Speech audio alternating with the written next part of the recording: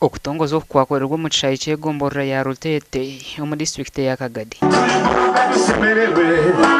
Omu butumwa bwa General Kainerugaba obwashomwa amawanda nagira ngu nka MK Movement bariho nibahamusiriza ebirungi ebi gavumenti ya NRM ekozire omu Uganda egi.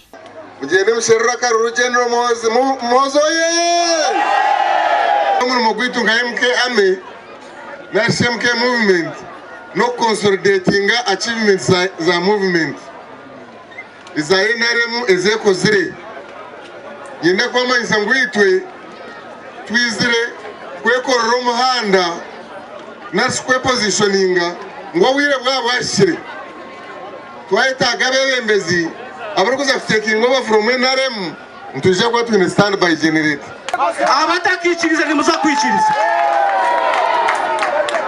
kandi nkabagambira ishe n'umwana na NRM n'ekintu kimwe.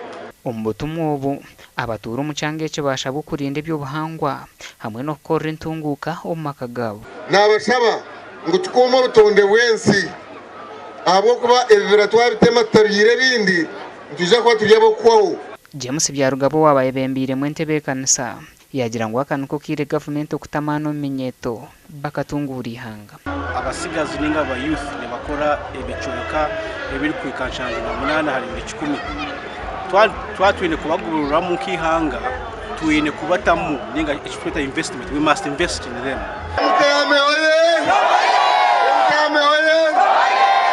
Mwebale mnongo